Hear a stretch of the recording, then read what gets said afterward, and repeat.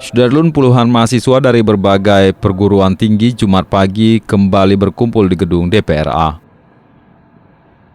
Mereka melaksanakan sholat gaib dan doa bersama di ruang sidang paripurna gedung DPRA. Beberapa polisi yang mengawal juga ikut bergabung dalam aksi tersebut. Doa dan sholat gaib ini ditujukan kepada almarhum Randi, mahasiswa Kendari yang gugur ditembak dalam aksi demonstrasi Kamis 26 September 2019.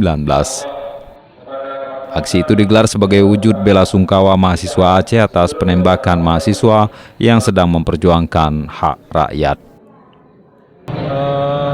Saya yakin mahasiswa itu bergerak bukan atas dasar untuk menyelesaikan kepemimpinan, bukan atas dasar untuk melakukan diskriminasi, tapi tentu ada sebab. Nah, kemudian sebab itulah yang kemudian berjatuhan korban, dan itu terutama tidak hanya dari IMM itu sendiri. IMM sendiri sebagai sesama kader, apa sih yang dirasakan dengan kehilangan ini?